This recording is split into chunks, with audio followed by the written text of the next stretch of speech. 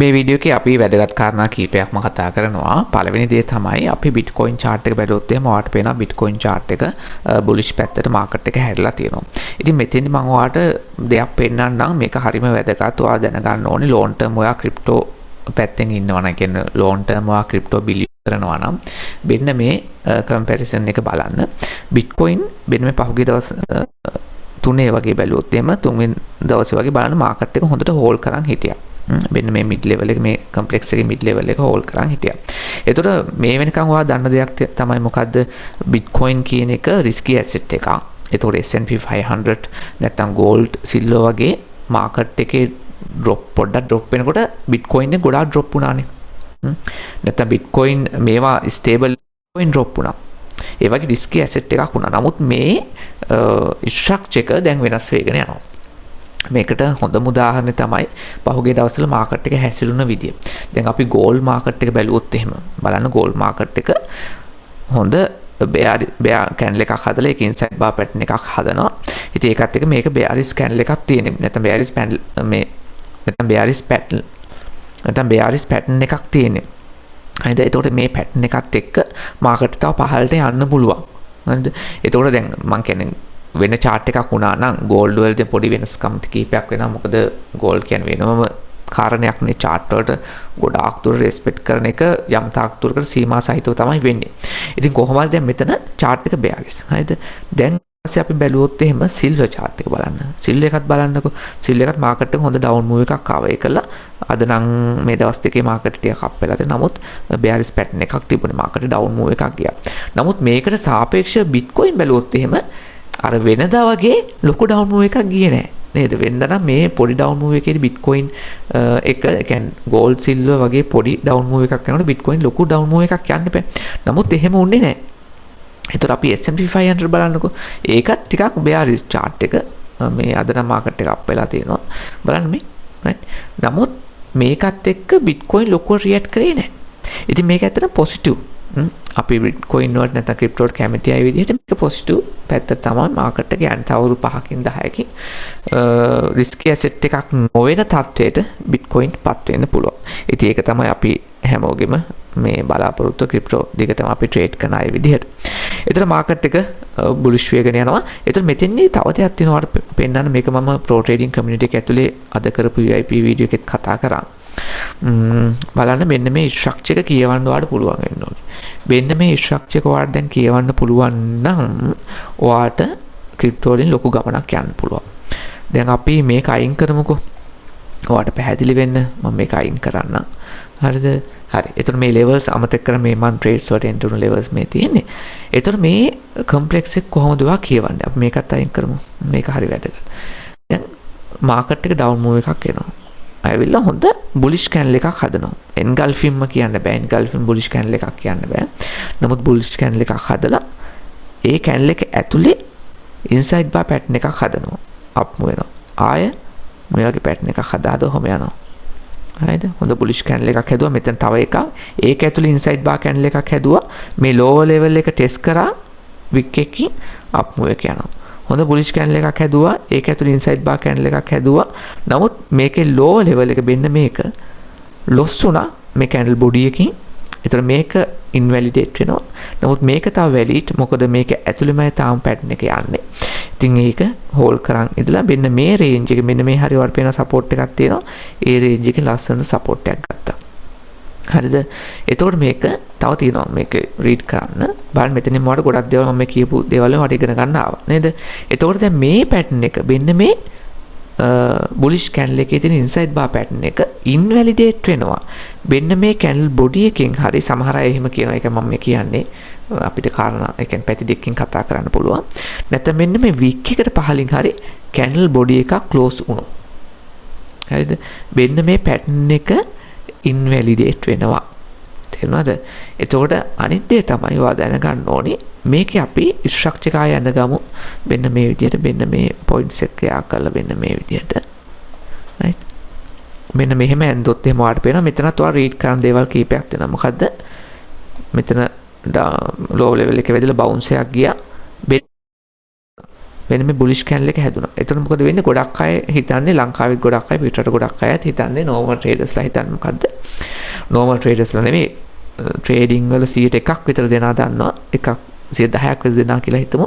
මේක break out එකක් කියලා. හරිද? එතකොට 100%ක් විතර දෙනා දන්නවා මේක confirm break out එකක් කියලා 100%ක් විතර දෙනා හිතනවා. ඇයි? මේ candle ඔයාලා අහලා තින්නේ ලංකාවේ වීඩියෝස් ලා මේ candle body එකක් මේ level එකට උඩින් close වෙනවා මේ candle body එකක්. හරිද?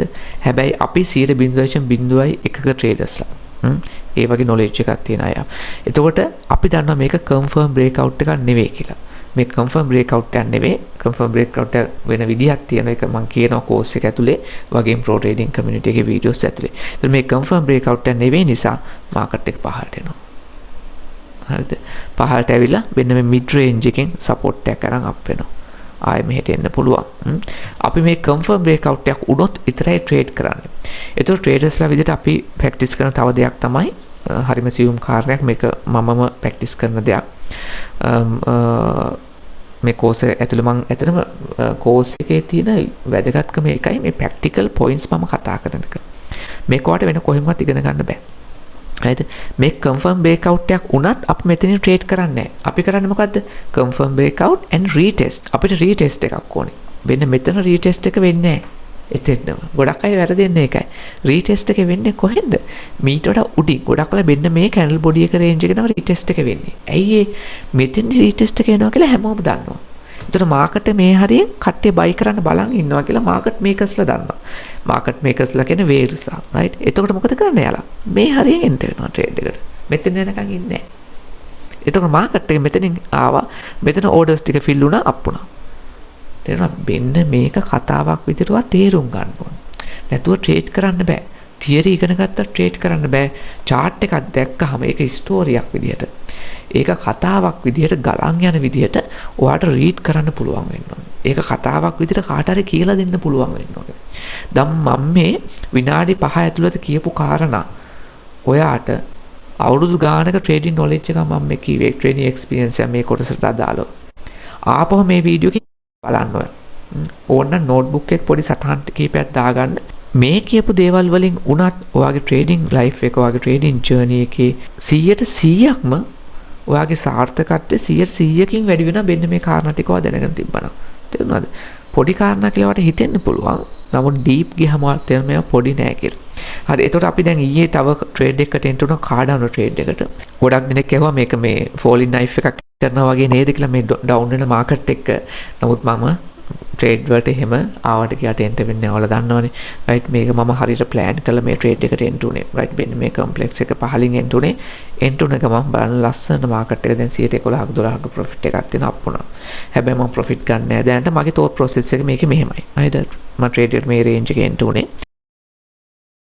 මෙන්න මෙතන බ්‍රේක් අවුට් එක වෙලා මේක රීටෙස්ට් කරලා රයිට් අප් මූව් එක ගිහිල්ලා මෙතන ඕන මිඩ් ලෙවල් එකෙන් රිජෙක්ට් වෙලා මේ හරිය ආපහු ටෙස්ට් කරලා අප් මූව් එක යන්න පුළුවන් මේ හරියදී ලොකු රිජෙක්ෂන් එකක් එන්න පුළුවන් නැත්නම් බ්‍රේක් අවුට් එක උනොත් බ්‍රේක් අවුට් එක කන්ෆර්ම් වෙන්න ඕන රීටෙස්ට් එක අප් මූව් එක ඔන්න ඕක තමයි කන්සෙප්ට් එක තියෙන්නේ. ඒතකොට මගේ ට්‍රේඩින් ප්ලෑන් එක තියෙන්නේ මම මෙතනින් එන්ටර් කරන ට්‍රේඩ් එකේ දැන් ප්‍රොෆිට් එකක් තිබ්බම මම ප්‍රොෆිට් එක හාෆ් ප්‍රොෆිට් ගන්නවා මේ රේන්ජ් එකේ ට්‍රේඩ් එක ක්ලෝස් කරනවා මේ රේන්ජ් එකේ ට්‍රේඩ් එක ක්ලෝස් කරලා පස්සේ මාකට් එක අප් වුණොත් එහෙම ඒ බ්‍රේක් අවුට් එක කන්ෆර්ම් වුණොත් එහෙම රීටෙස්ට් එකේදී මම අපව ට්‍රේඩ් එකට එන්ටර් වෙලා ඉස්සරහට අරන් ගිහලා මෙන්න මේ රේන්ජ් එකේ ට්‍රේඩ් එක හාෆ් ප්‍රොෆිට් අරගෙන මෙන්න මේ රේන්ජ් එකේ ට්‍රේඩ් එක ක්ලෝස් කරනවා. රයිට්? පේනවද? මාස දෙක තුනකට නෙවෙයි මාස 6කට ට්‍රේඩ් ප්ලෑන් කරලා ඉවරයි ට්‍රේඩ් එක කාඩාන එකේ. හරිම සරලයි. සරලයි. හරිම ඒ කියන්නේ හැබැයි මේ සරල විදිහට අපිට ඇනලයිස් කරන්න අවුරුදු ගාණක් මට ගියා ඇත්තටම. නේද? knowledge එක අරගෙන තමයි මේ ඇනලයිස් එක ගියේ. නමුත් ඔයා ආපු ගමන් මෙහෙම කියන්න බෑ. මොකද මේකට පොඩි පොඩි කාරණා මගේ ඔළුවේ තියෙනවා. පාවිච්චි වෙලා තමයි මේ තීරණ ඇවිල්ලා තියෙන්නේ. නැත්තම් නිකන් ඔහේ ආවට ගියාට නෙවෙයි. හරි. අපි ඉස්සරහට බලමු මාකට් එක මොකද වෙන්නේ කියලා. මම දිගටම ඔයාලට අප්ඩේට් වීඩියෝස් ගේන ටයිම් තියෙන විදිහට. මොකද මගේ VIP members-ලා ඉන්නවා යාලා ගොඩක් ඒ කියන්නේ යාලට VIP වීඩියෝ එක කරන්න ඕනේ. එයාලා ගොඩක් ප්‍රශ්න අහනවා. ඒවට උත්තර දෙන්න ඕනේ. මම කියන්නේ Pro Trading එකේ 100 club එකේ ඉන්න members-ලා. ඊට පස්සේ මගේ course එකේ members-ලා දැන් 500 ගානකට ආසන්නව ඉන්නවා. එයාලා අහන ප්‍රශ්නට උත්තර දෙන්න ඕනේ. course එකේ වීඩියෝස් කරන්න ඕනේ. ඉතින් ලොකු වැඩ කොටසක් තියෙනවා. ඉතින් ඒකල්ලා ඊට පස්සේ තමයි මම අතන YouTube එකට වීඩියෝස් දාන්නේ. ඒකයි වාදන්න YouTube එකේ මම වැඩි වීඩියෝස් දැන් වැටෙන්නේ නැහැ. මොකද අතන මගේ VIP members-ලා course එකේ අනෙක් ඒවායි ගොඩක් ඉන්න නිසා ඉතින් එයාලා manage කරන ඉස්සරහට යන්න ඕනේ. මොකද එයාලට මට හොඳ ඒ කියන්නේ එයාලට හොඳ value එකක් එකක් මට දෙන්න ඕනේ. එතන සාමාන්‍ය මෙම්බර්ස්ලා 1500කට ආසන්නව ඉන්නවා. කෝස් එකේ මෙම්බර්ස්ලාත් එක්ක. ඉතින් ඒකට 1500ක් නෑ 1500කට ආසන්නව ඉන්නවා. ඉතින් එයාලා මම ගයිඩ් කරන්න මොකද මට එයාලව හදන්න ඕනේ හොඳ ට්‍රේඩර්ස්ලා විදිහට ලංකාවේ ඇතුලේ. ඉතින් ඒකයි වැඩි YouTube එකේ මට වීඩියෝස් දාන්න අවස්ථාවක් නැති. නමුත් දැන් ඉස්සරහට පොඩ්ඩක් මයි කෝස් එකේ මම ට්‍රේඩින් ස්ට්‍රැටජිස් ටික දැන් ඉවර කර ගන්නවා. ඒකල මම පබ්ලිෂ් වෙන්න දානවා ෂෙඩියුල් කරලා වීඩියෝස් රෙකෝඩඩ් වීඩියෝස් විදිහට යන්නේ. ඒතර එතනින් ඉවර වුණාට පස්සේ මේන් කෝස් එකේ ඇඩ්වාන්ස් මට්ටමේ ටික ඉවර වුණාට පස්සේ මට ටයිම් එක තියෙනවා YouTube එකේ වීඩියෝස් දාන්න. හරි එහෙනම් ඔයාලට සුබ දවසක්.